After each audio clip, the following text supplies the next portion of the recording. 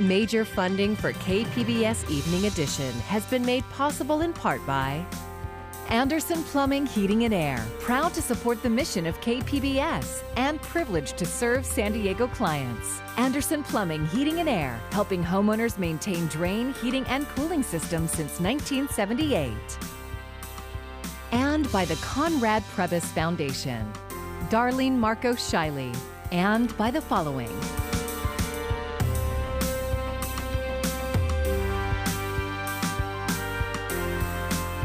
And by viewers like you. Thank you. Good evening. It's Wednesday, October 28th. Thanks for joining us. I'm Maya Trabulsi. Hundreds of students in quarantine have caused the Vista School District to rethink its reopening plan. KPBS North County reporter Tanya Thorne gives us the update. In a special meeting last night, board members of the Vista Unified School District made changes to their reopening plan after 6 COVID cases were confirmed at 5 different Vista schools. 2 of the cases were at Mission Vista High School. Tomorrow, it will officially shift from in-person learning to virtual learning for 14 days. During the meeting, Craig Wiblamo, Executive Director of the Vista Student Support Services, explained the method they're taking as the model New York City has been using. I will tell you in a nutshell, 2 cases within a school will shut down the school for a period of 14 days. And so that, can lead to, obviously the entire school converting to virtual for a period of 2 weeks. In a message to parents, Mission Vista High School Principal Jeremy Walden said, "This decision was made based on the need to maintain a conservative approach to health and safety and to ensure there is sufficient staffing to support student learning on campus." Brian Platt, a senior at Mission Vista High School, says he is sad about the closing, but understands the staff shortage. I'm super sad about it. I know lots of people that are super sad about it, but the understanding is that there's a reason behind this and there's accurate reasoning. We can't maintain the school for that long. There aren't enough subs in the district. Mission Vista High School students are expected to return to in-person learning on November 9th. Tanya Thorne, KPBS News. County leaders are urging San Diegans to remain vigilant in the fight against coronavirus, and they're bringing the message home with a personal story. Today, 4 more deaths and 330 new cases were reported in our region. As KPBS reporter John Carroll shows us, Chula Vista City Councilman Steve Padilla shared his experience getting and living through COVID. By the grace of God and the help of science and medicine, here I am. County news conferences on COVID are always important. They tell the nearly 3.5 million of us who live here the current status of COVID in California's second largest county. They're typically dry affairs, full of numbers, statistics about a virus that has imprinted itself on our lives. Not today. Those numbers came alive as Chula Vista City Councilman and Chair of the California Coastal Commission, Steve Padilla, told a story of personal horror, how he got COVID and what he went through. This past March, as a result of my public duties for the state of California, I was exposed to COVID-19. Things went downhill quickly. Within a week, Padilla was in an ICU, intubated, on a ventilator, in an induced coma. I had single organ failure. One of my lungs collapsed. I nearly had multiple organ failure, which would have likely resulted in my death. Padilla says he was lucky. He has great health care. He praised the doctors and staff at UCSD Health for saving his life. He lost nearly 30 pounds over the course of 12 days. After describing his harrowing experience, Padilla turned to the messaging around COVID that's been coming out of the Trump administration. It's not a hoax. It's not a rumor. It's not fake news. We have not turned a corner. We have not defeated the pandemic. As for the county's status, as we learned on Tuesday, San Diego County remains in the red, second most restrictive tier. We actually improved slightly on our case rate, but Supervisor Nathan Fletcher says we need to be even more vigilant to be able to move into the orange, next less restrictive tier. He, along with County Public Health Officer Dr. Wilma Wooten, reminded everyone to have a safe Halloween. Safe, as in no door-to-door trick-or-treating and no house parties. Another frustrating change brought on by COVID, but a change we have to live with to get through a pandemic now stretching into its 8th month. John Carroll, KPBS News. A lawsuit filed today aims to end the Remain in Mexico program, which has sent over 60,000 asylum seekers back to Mexico. KPBS reporter Max Rivlin-Nadler tells us the lawsuit focuses on the lack of access to lawyers for these asylum seekers and the dangers they face in Mexico. The lawsuit claims asylum seekers sent back to Mexico cannot access lawyers and since the pandemic have been unable to move their asylum cases along as they deal with dangerous and unsanitary conditions in cities like Tijuana and Mexicali. One of the plaintiffs, a Nicaraguan man named Nicholas, whose last name is being withheld for his safety, described his living situation in Tijuana. He said, "One day there was a shootout, a battle. And sadly, the bullets hit the house where we were, the shelter where we were. The bullets hit there." He continued, "I honestly am in danger. Many of us who are here under Remain in Mexico are in danger." The lawsuit doesn't only seek to end the Remain in Mexico program, which is formally known as the Migrant Protection Protocols. It also seeks to allow asylum seekers in the program to return to the United States, where they can access legal counsel and pursue their asylum claims while residing in the country. People under the Remain in Mexico policy, the access to counsel is a lot less than people who are detained or non-detained in the United States. Luis Gonzalez is the supervising immigration attorney at Jewish Family Service of San Diego. The organization is one of the few legal service providers in the area assisting individuals in the Remain in Mexico program. Out of everyone in MPP, about 0.3% of people get access to counsel, which is a very, very low number. The Remain in Mexico program is currently being challenged in the Supreme Court in a separate case. A hearing is set for this spring, but that case focuses on how the program was rolled out, not on access to counsel. Both aim to end the program. For the past 7 months, all hearings in the program have been postponed because of the COVID-19 pandemic. This has led to confusion among asylum seekers as to when their cases will resume. The Department of Homeland Security has not yet responded to a request for comment on the lawsuit. Max Rivlin-Nadler, KPBS News.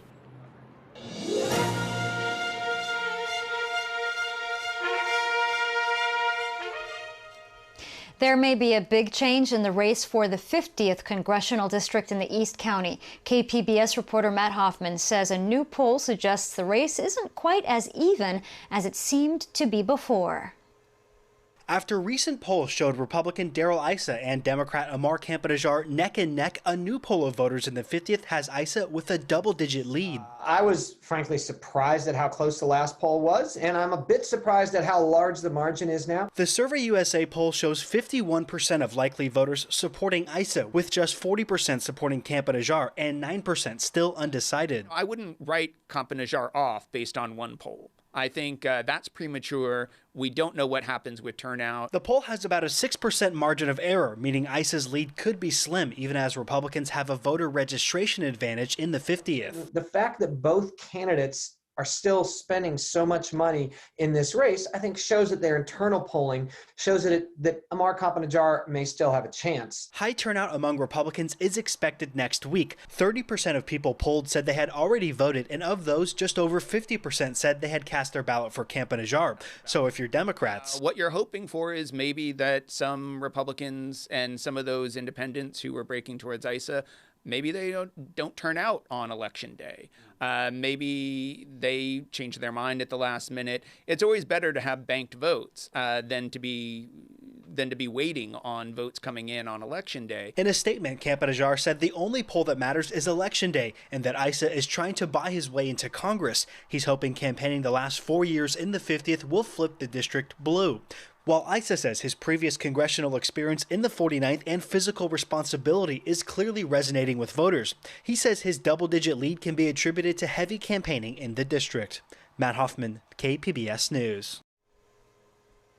Attack ads are flying back and forth in the race to represent East County's District 2 on the San Diego County Board of Supervisors. KPBS investigative reporter Claire Tregesser checked out some of the claims made by the two Republican candidates, former State Assemblyman Joel Anderson and Poway Mayor Steve Voss. A warning now, though, this story does contain a crude word. Voss's campaign sent several mailers attacking Anderson. One claims that after an evening of drinking with Sacramento lobbyists, Joel Anderson shouted insults at a black woman. It goes on to say that restaurant staff physically intervened to protect the woman and that Anderson was disciplined by the legislature for threatening violence against a woman. These claims refer to a 2018 incident. A Senate investigation found Anderson got upset with a lobbyist and likely said, "I oughta bitch slap you," or something similar. Anderson defended himself in an interview with KPBS Midday Edition last week. I did not do that. So there were people that said that I didn't do it, but they were discounted. I swore in a bar. I shouldn't have sworn in a bar. She took offense to it because she applied it to herself, which it wasn't meant to be. And I apologize for that. Another Voss mailer says Anderson laundered $150,000 into his campaign bank account. He was fined $20,000 and forced to return $150,000 in illegal contributions. It is true that in 2008, Anderson was fined $20,000 for taking campaign contributions above the legal limit and returned $150,000 in disputed contributions. Meanwhile, Anderson's campaign has sent several mailers claiming Voss used a shell nonprofit to generate over $100,000 in income for himself that was meant for Rady Children's Hospital, even after the IRS revoked its nonprofit status. This claim refers to an annual concert Voss puts on called Carols by Candlelight. Every year, Voss presents a giant novelty check to Rady's with amounts above $50,000, and a spokesman for the hospital confirmed Voss has donated $271,000 in the last 5 years. But the concert's nonprofit partner lost its IRS charitable status last year after it failed to file its tax returns for 3 years. The mailer also claims Voss voted to give himself a pay raise. In 2016, the Poway City Council voted to increase their salaries to $1,871 a month. While Voss put the item on a council agenda, he recused himself from the actual vote. Voss defended himself to KPBS Midday Edition. Outright lies. He has said I gave myself a raise. That's an outright lie. That I diverted millions of tax dollars. Outright lie. That I raised taxes. Outright lie. His comments about my relationship with Rady Children's Hospital. Outright lie. For more on these mailers and to check out our fact checks from other races, go to kpbs.org/election. Claire Tregesser, KPBS News.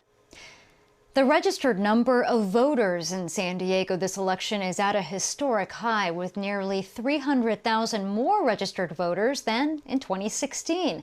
KPBS reporter Shalina Chetlani says county officials are prepared for a potential surge right up until election night. A lot has changed this year in terms of how voters are going to be able to cast their ballot because of the coronavirus pandemic. And that includes procedures at the Registrar of Voters office. If you look behind me, you can already see that the office has moved things around to prepare for the surge of voters on Election Day and 4 days ahead. I can help you over here, sir. The Registrar's office is bustling, and that's because voters are showing up early to safely cast their ballots. So we are in the east side of our warehouse. So what you saw yesterday has now lifted and shifted from the lobby area into our east side of our warehouse. Registrar of Voters Michael Vu says he anticipates a higher number of voters to stop by as Election Day nears. The shift in the office is to provide more socially distanced voting booths and meet demand. It's the first time voters can cast their ballot in this room, with over 80 ballot marking devices and 40 voter check-in stations. We have over 875,000 mail ballots that have been returned. This time in 2016, we had many less than that, over 450,000 more in this election than we did in 2016. Now, in 2016's election, when I certified that election, we had over 857,000 ballots, mail ballots that were cast and counted in that election. Again, we are now over that number in this upcoming election, and we still have 6 days before Election Day. So if it keeps at the pace and the trend that it is going to be, we can see ourselves having a percentage turnout that's north of 80%. Vu says voters are heeding the call to vote safer in the county. Bring patience. At the end of the day, we want to make sure that everyone understands that this is going to be the largest turnout elections that we ever conduct in 4 years. We'll see if it's the largest turnout that we ever conduct in the history of our county. Vu says his hope is that efforts of voters to cast their ballots in a timely manner will lessen the lines and crowds on Election Day. Shalina Chalmani, KPBS News. KPBS will have special coverage on election night with updated reports and a full hour of results and reaction at 10 p.m. You'll also be able to listen on KPBS radio and stream our coverage at kpbs.org. Make sure you check the small print on those campaign ads cramming your mailbox. It might tell you who is trying to influence the biggest local races. iNewsSource investigative reporter Jennifer Bowman has the story. Over $2 million spent on the San Diego mayor's race isn't coming from the candidates' campaigns. It comes from what's known as independent expenditures. These legal loopholes allow the biggest political players in town to donate as much as they want to outside groups to support or oppose a candidate. Todd Gloria's outside donors include the city's largest labor union and the Chamber of Commerce. What you see is really an unprecedented coalition of organizations in our community who sometimes don't agree with one another, yet they're in agreement that they believe I'm the best person to be the next mayor of San Diego. His opponent, Barbara Bree, has seen less outside support. Bree wants voters to pay attention to who's behind the outside ads. She says Gloria will need to cater to those special interests as he seeks a long-term political career. Because he's going to need them for the next office that he's going to run for. I'm not going to need them. I want to do what's right for our residents. The latest poll shows the mayor's race is tight. For KPBS, I'm iNewsSource investigative reporter Jennifer Bowman. iNewsSource is an independently funded nonprofit partner of KPBS. San Diego researchers are getting a better understanding of the storm systems that bring the region most of its rain. KPBS environment reporter Eric Anderson says some of that new knowledge came from work done at the end of Scripps Pier. Gray, rain-filled skies seemed to dip into the ocean during the storm last March. Every 3 hours, data analyst Chad Hecht and postdoctoral researcher Allison McKellis pulled out a weather balloon. We took it out of the package, put it under the spigot, where we can now fill it with helium. Once gas filled the balloon, Hecht tied off the end and attached instruments that record temperature, pressure, and relative humidity, among other things.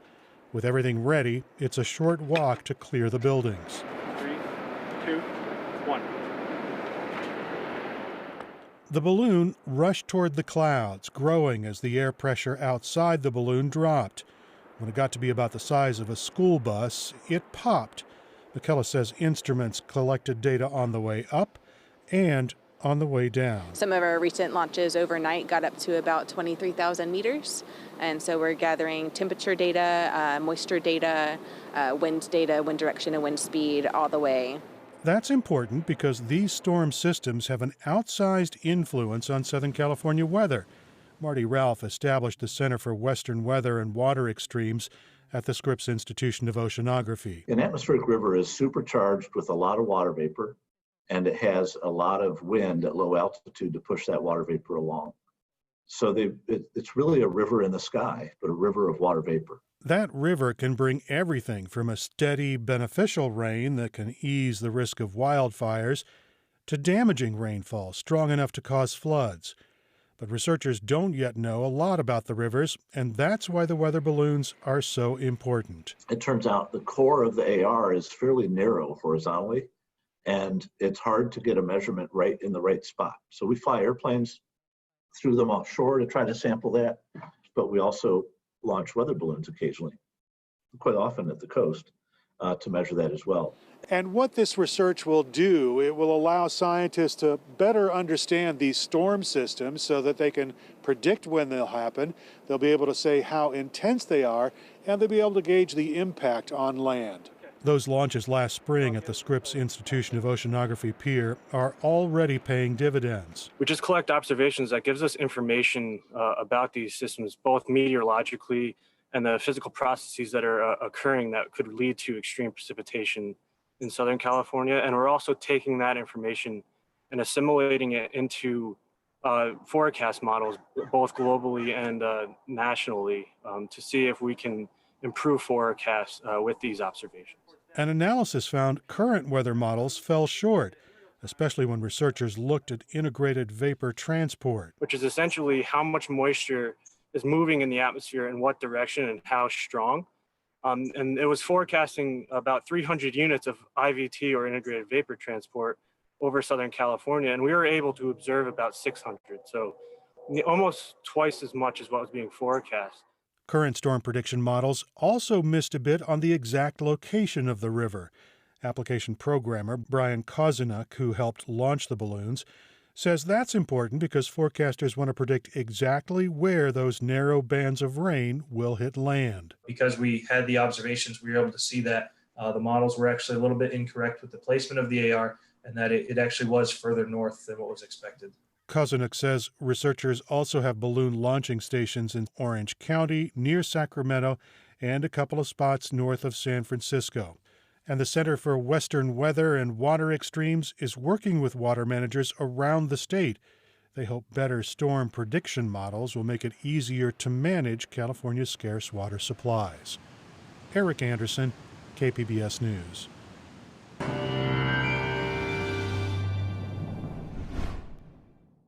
Our forecast pattern pretty quiet here over the next several days. We've got an area of high pressure in control that's going to keep things dry. We don't have any extreme winds to worry about, so that fire threat lower compared to what we were dealing with a couple of days ago. It's just going to be a calm onshore flow, which is going to keep things seasonable, especially along the coast as we head throughout the rest of the week. But by the time we get into the end of the weekend and into early next week, we are going to be feeling a little bit on the uncomfy side, with the thermostat being cranked up a bit. Satellite and radar composite over the last several hours not really showing much of anything at all. No precipitation, and that holds true over the next 5 days. And of course, that means it holds true into tonight as well. We're going to have a clear sky. Lows dropping down to 47 in Escondido, 46 Oceanside, San Diego, 55 for us, Mount Laguna.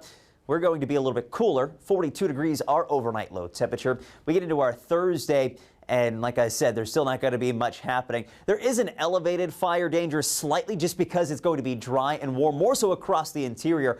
Across Southern California, I think we're going to be fine. 75 with some sunshine, 84 to Escondido, Ramona 84, Mount Laguna 63, Capo 77, the high temperature. For our Friday, looking pretty similar here. We still have the warmest air across the interior. Things a little bit more seasonable along the coast. In fact, they're going to come down just a degree or two compared to our day tomorrow. 74 is what we're forecasting for our Friday. Saturday, upper 70s, low to mid 80s as we wrap up the weekend and head into early parts of next week. Inland, we're going to keep things in the mid 80s through Friday, upper 80s Saturday, low to mid 90s for us by the time we head into next week. Notice we keep that sunshine around. Mountain forecast here. A little bit cooler as expected, mid 60s through the weekend, closer to 70 by Monday. And as we wrap things up in the desert, upper 80s through Saturday. Sunday and Monday, we're able to make it up into the low 90s. For KPBS, I'm meteorologist Adam Del Rosso. Back to you. Halloween is going to look different this year with COVID-19 restrictions in place. KPBS reporter Jacob Ayers shows us how one Oceanside resident is still trying to make the most of the holiday for her community.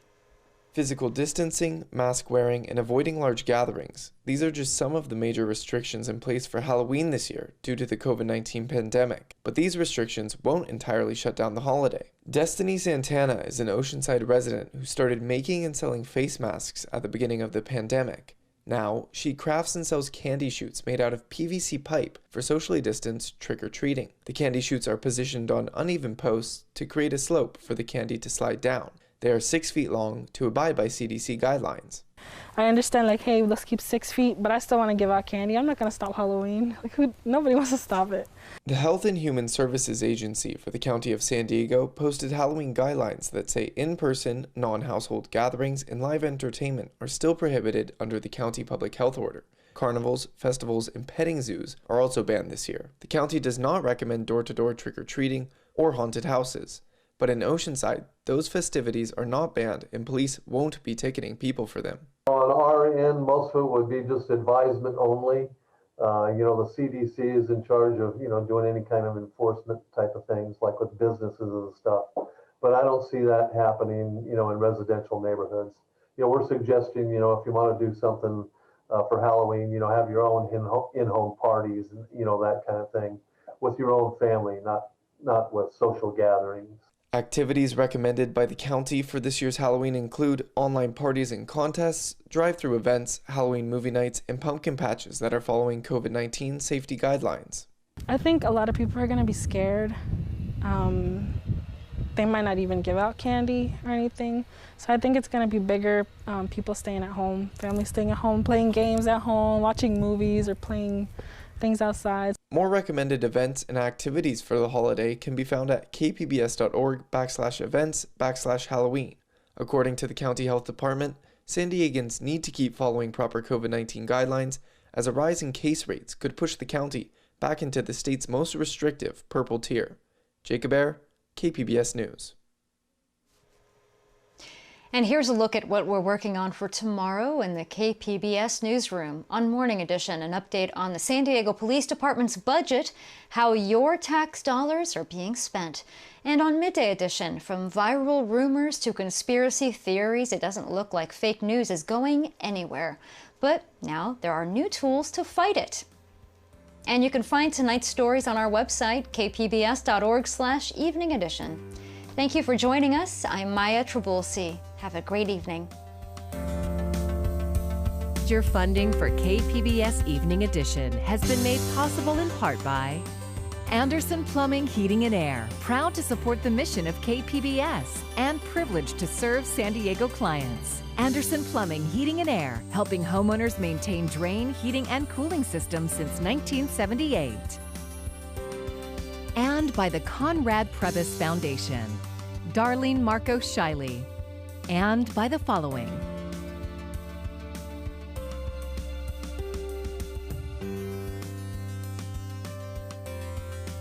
and by viewers like you. Thank you.